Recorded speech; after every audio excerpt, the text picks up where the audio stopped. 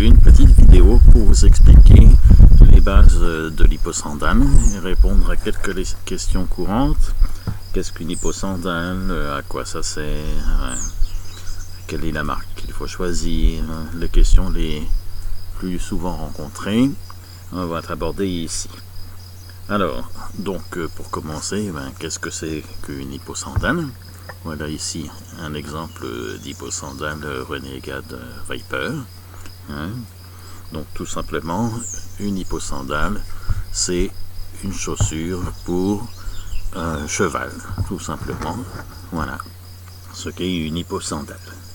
Donc ça se fixe sur le sabot et ça ne se colle pas, ça tient par différents procédés. Il existe des chaussons à coller, mais c'est autre chose. Ce n'est pas une hyposandale.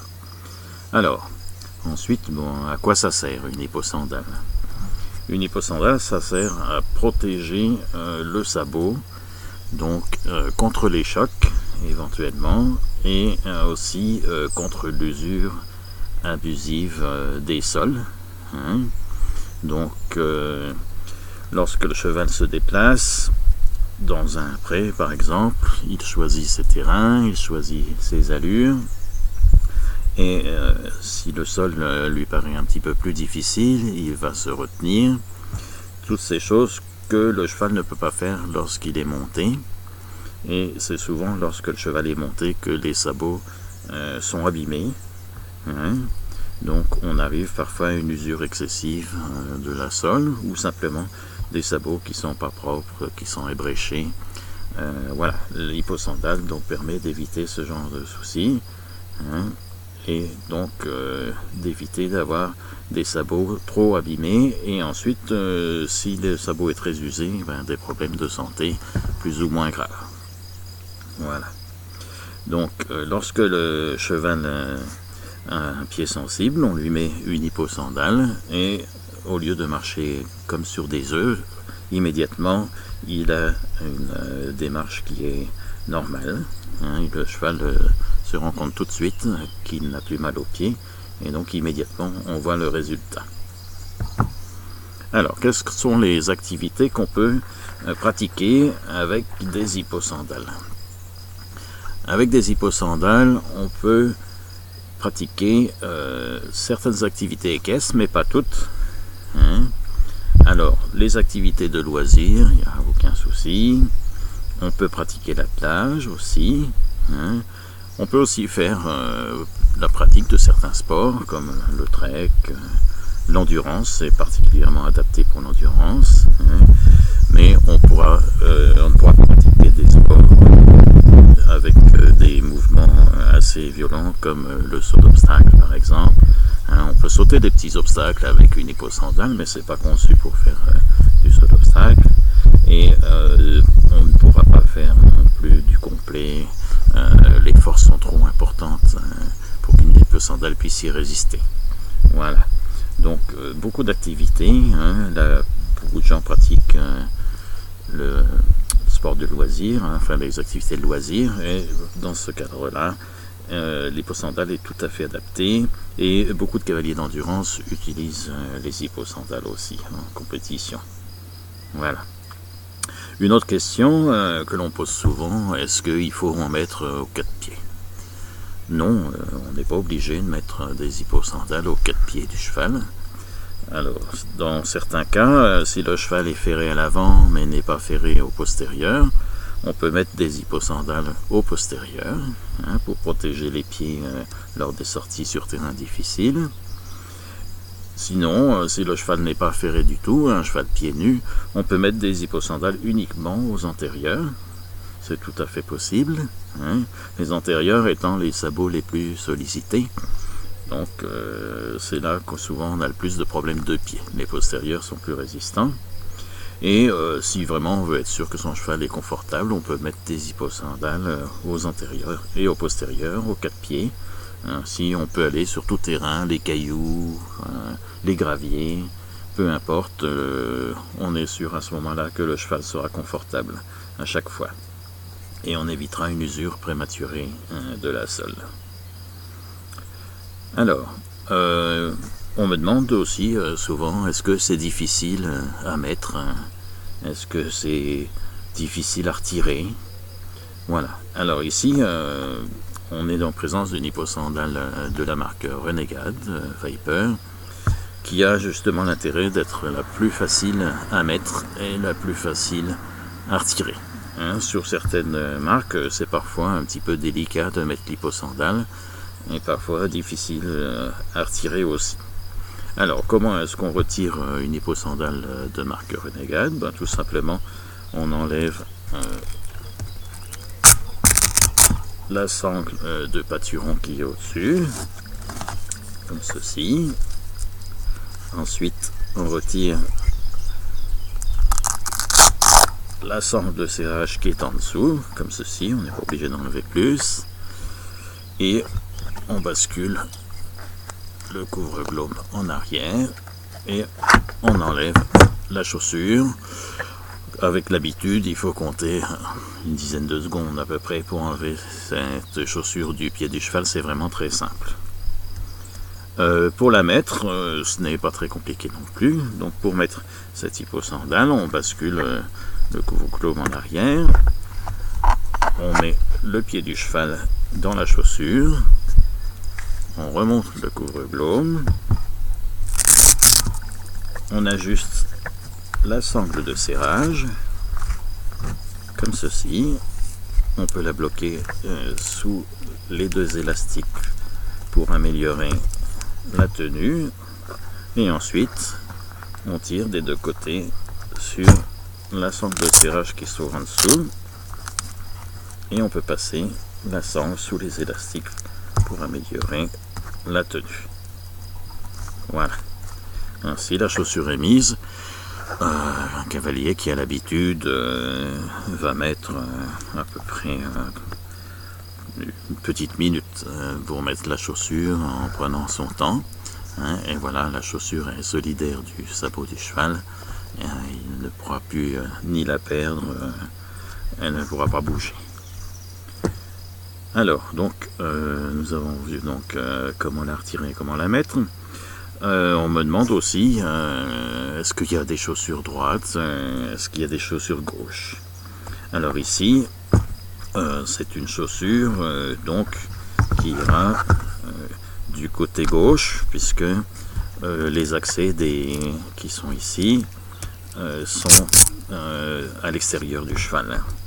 Mais on peut inverser les sangles, c'est possible, il suffit de prendre la sangle comme ceci, et de la retirer comme cela, et on peut ensuite la mettre dans le sens opposé comme ceci, et j'aurais fait une chaussure droite.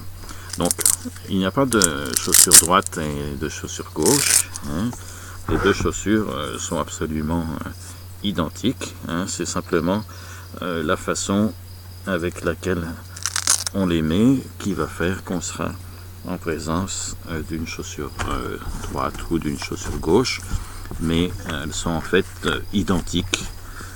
J'ai pas besoin de me préoccuper lors de ma commande de savoir si j'ai pris une chaussure droite et une chaussure gauche. Voilà, toutes les chaussures sont absolument identiques. Alors, combien de temps ça dure? Oui, combien de temps ces hipposandales, c'est quand même un investissement, mais combien de temps je vais pouvoir les utiliser? Alors, c'est une question à laquelle il est difficile de répondre, puisque un petit peu comme les fers, chaque cheval va user de manière différente l'hipposandale. Et puis, selon la façon dont on s'en sert, on peut la faire durer plus longtemps. Par exemple, si on évite les routes et qu'on marche sur les bas-côtés, ça va évidemment préserver la semelle qui durera plus longtemps.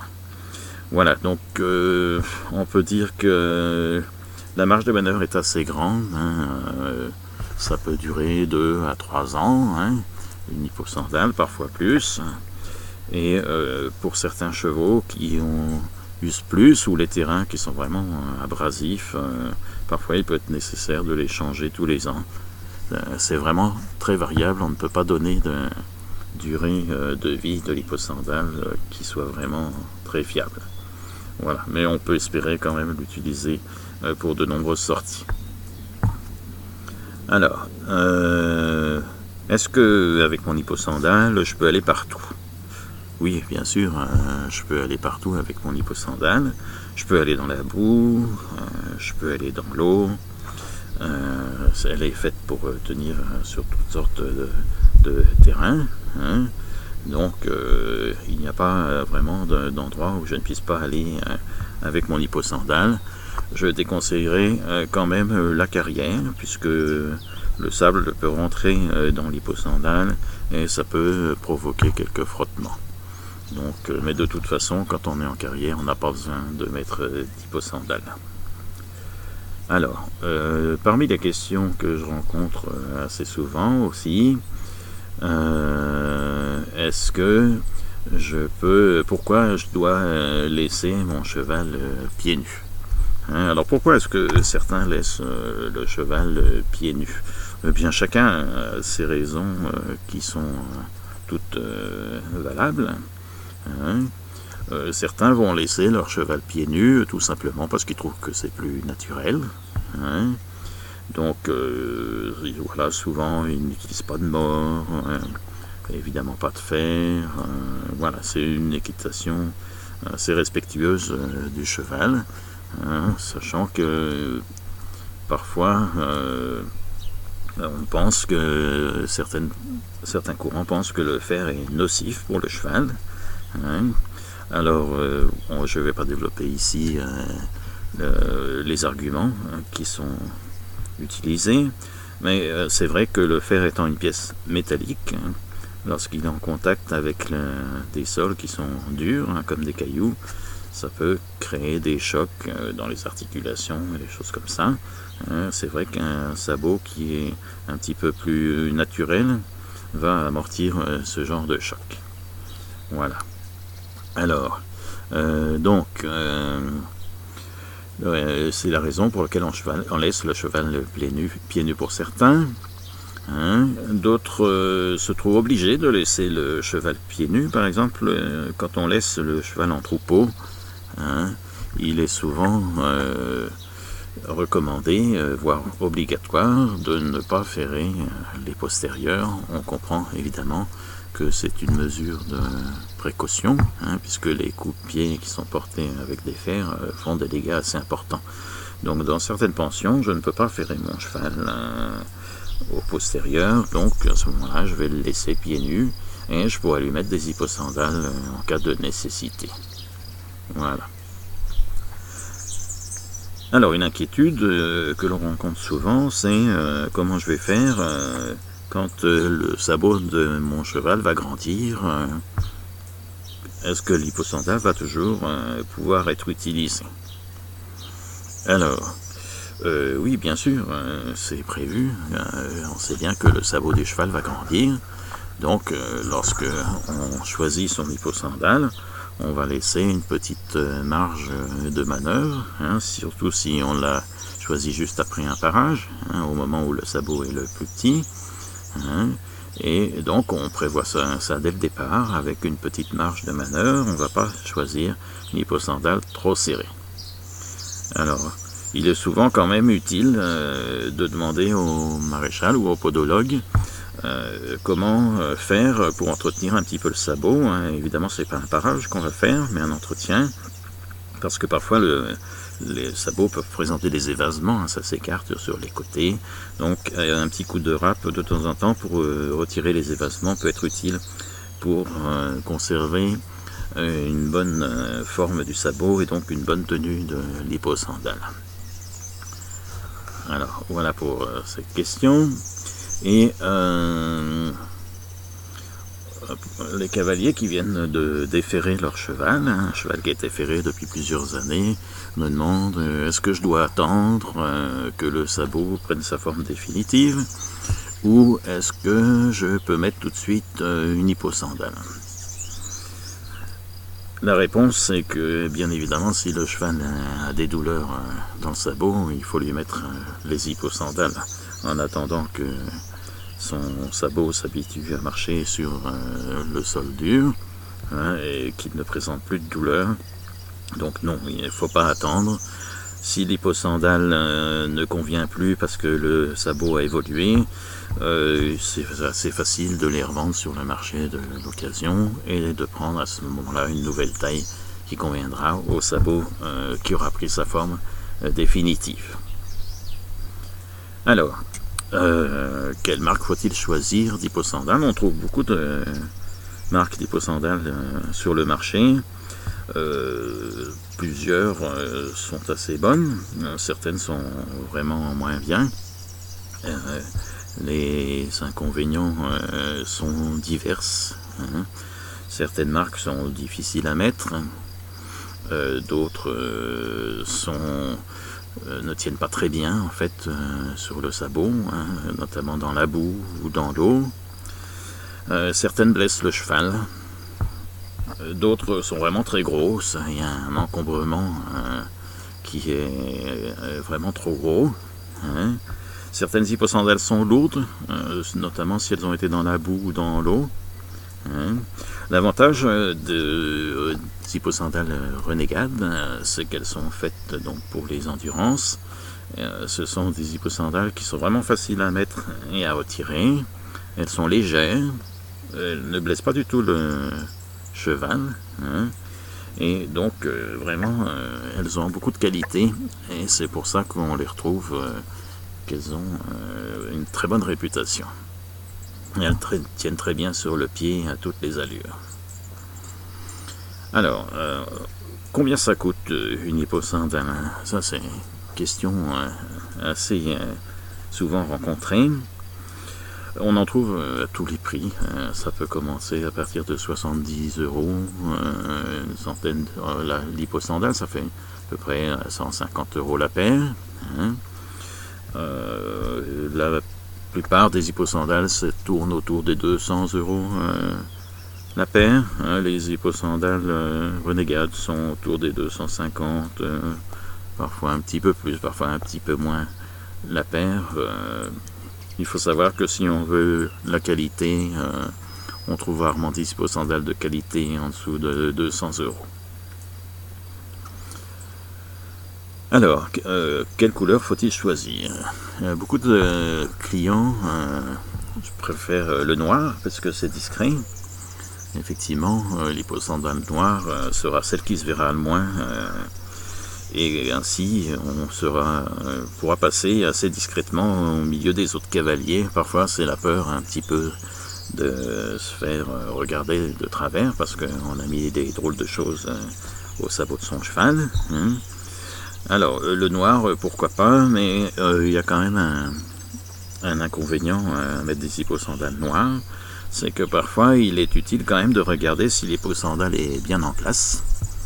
Et si l'hyposandale est noire, on ne voit pas grand chose. Donc c'est un premier inconvénient de l'hyposandale noire. Et même si la tenue est très bonne, il arrive parfois qu'on ne soit pas bien réveillé, ou alors on a prêté les hyposandales à quelqu'un qui les a pas très bien mises et elles ont été perdues. Donc si les hyposandales sont noires et qu'elles sont dans l'herbe ou dans un fossé, c'est difficile de les voir. Voilà, vous avez compris pourquoi il y a beaucoup de clients qui préfèrent prendre des hyposandales orange, vertes ou rouges, des couleurs vives que l'on peut repérer assez facilement si un jour le cheval a perdu son hyposandale. Alors, où est-ce que je peux acheter des hyposandales? On peut en acheter dans les magasins. Là, je vous conseille tout de suite de ne pas faire ça. Dans les magasins d'équitation, ils ne sont pas très spécialisés en hyposandales, souvent ils n'en ont jamais utilisé, et c'est vraiment pas un produit qu'on peut acheter comme ça sans aucun conseil. On a vraiment très peu de chances de réussite. Alors on peut ensuite les acheter avec son podologue, c'est une bonne solution, hein. Ou alors on peut les acheter sur une boutique comme la nôtre de Sabot Sans Fer avec tous les conseils qui vont avec. Il suffit de nous appeler, de nous envoyer des messages, des photos. Hein. En tout cas, pour acheter des hipposandales, il faut être sûr qu'on est en face de quelqu'un qui connaît bien le produit et qui va pouvoir me conseiller pour que je l'adapte à mon cheval. Alors, une autre question, ça existe depuis combien de temps ces hipposandales? Eh bien, les hipposandales, c'est très ancien, hein, puisque déjà au temps des Romains, ils avaient des hipposandales. Hein. Elles n'étaient pas faites dans les mêmes matériaux, elles étaient faites avec du cuir, et du métal, hein, mais le principe était le même. Le but, c'était d'éviter l'usure du sabot du cheval, notamment sur les chemins avec des cailloux. Hein. Donc c'est pas du tout quelque chose de récent. Ce qui est récent, c'est les hipposandales avec des matériaux comme ceci. Une autre question, est-il possible d'essayer des hipposandales avant de les acheter? Alors la plupart des personnes qui n'ont jamais vu d'hipposandales, hein, ça représente beaucoup de personnes, hein, des clients nouveaux, se disent oui, mais est-ce que ça fonctionne vraiment, ce produit, est-ce que ça va aller avec mon cheval, et souhaiteraient pouvoir les essayer. Oui, on peut les acheter avec chez Sabot Sans Fer, nous proposons un achat avec une option essai. Alors ça veut dire quoi? Ça veut dire que j'achète une paire d'hipposandales et je rajoute une option essai qui est à une cinquantaine d'euros. Et donc on m'aide à trouver la bonne taille, hein, sinon c'est pas la peine d'essayer l'hipposandale, c'est sûr qu'elle ne va pas fonctionner. Et une fois que j'ai trouvé la bonne taille, je reçois une paire qui est neuve et j'ai le droit de partir avec mon cheval dans tous les terrains, au galop, au trot, tout ce que je veux, pour essayer la paire de chaussures. Et puis, si je suis satisfait, je garde les chaussures. À ce moment-là, on va me rembourser la moitié de l'option essai. Et si je ne suis pas satisfait, je rends les chaussures, même si elles sont usées et abîmées, et je ne paierai que la location, c'est-à-dire l'option essai. On me remboursera le prix de la chaussure. Alors, on me demande aussi si ça va me faire des économies de mettre des hipposandales. Oui et non, le but des hipposandales n'est pas de faire des économies. Le but des hipposandales, c'est d'apporter du confort au cheval, d'avoir un cheval pieds nus, hein, mais non pas. Le but principal n'est pas de faire des économies. C'est toujours intéressant de faire venir le podologue ou un maréchal ferrant, hein, qui va s'occuper et surveiller l'évolution du pied du cheval. Donc non, je ne pense pas qu'on va faire des économies en achetant des hipposandales. Hein. Ensuite, dans certaines situations, on demande est-ce que je peux laisser les hipposandales à mon cheval? Il est vraiment très mal au pied toute la journée jusqu'à ce qu'il aille mieux, donc c'est-à-dire pendant plusieurs jours. Alors, non, c'est pas très conseillé. Enfin, en tout cas, c'est pas fait pour ça. Hein. L'hipposandale n'est pas faite pour rester sur le pied du cheval pendant plusieurs jours. Dans le cas des hipposandales renégates, si vraiment on est dans une situation où c'est pas possible de faire autrement, je pense qu'on peut lui laisser pendant 24 heures, peut-être 2 jours, hein, mais évidemment avec une surveillance régulière pour vérifier que tout va bien. Mais c'est pas des sabots de soins, hein, donc c'est pas fait pour rester en permanence sur le pied. Alors la question d'après, qu'est-ce que c'est que des sabots de soins? Des sabots de soins, justement, sont des sabots souvent qui sont fermés, hein, qui permettent donc de soigner le cheval, de mettre le sabot à l'abri de la poussière ou d'autres choses. Hein. Donc voilà, les hipposandales renégates ne sont pas vraiment des sabots de soins, même si on peut parfois s'en servir pour des cas bien particuliers. Alors, faut-il entretenir les hipposandales? Est-ce que c'est compliqué? Non, c'est très facile à entretenir. On les prend, on les enlève du sabot du cheval et on les passe sous la douche. Hein, et elles sont propres et prêtes à être rangées. On les met dans un endroit sec, hein, puisqu'il y a quand même des parties métalliques, il ne faudrait pas qu'elles s'oxydent. Hein. Et avec le temps, il y a quand même certaines pièces qui s'usent. Alors sur les autres marques, malheureusement, si quelque chose se déchire et que c'est cousu, il faut jeter la chaussure. L'avantage de l'Hipposandale Renegade, c'est que tout est disponible en pièces détachées. Vous trouverez tout sur Sabot sans fer. Vous pouvez trouver les poulies, les câbles, la sangle de pâturon, la sangle de serrage, le couvre-globe, la coque aussi, les câbles et le bloc-câble. C'est-à-dire que si quelque chose a cassé, je peux quand même conserver mon Hipposandale et la réparer. En ce qui concerne les câbles, comme c'est une pièce métallique qui a tendance à s'oxyder, il est quand même conseillé de les changer tous les ans et de ne pas attendre que ça casse. Donc oui, c'est une pièce qu'on peut changer. Les velcro aussi, ils ont tendance à s'abîmer avec le temps. Donc il est aussi conseillé de les changer lorsque l'on voit qu'ils sont fatigués. Alors, combien de tailles d'Hipposandale existent? Eh bien, il existe dans les Hipposandales Renegade énormément de tailles, puisque avec les différentes options, on doit arriver à peu près à une quarantaine de tailles, une quarantaine de possibilités. Donc, on arrive vraiment à équiper la plupart des chevaux. Il reste juste vraiment sur les chevaux de trait qui ont des sabots très gros. Parfois on n'a pas encore la taille, mais il y a des tailles de plus en plus grandes qui sortent, donc on arrive à équiper la plupart des chevaux. Voilà, je n'ai pas répondu certainement à toutes les questions, mais j'ai essayé d'aborder les plus courantes et j'espère que je vous ai éclairé un petit peu sur les Hipposandales.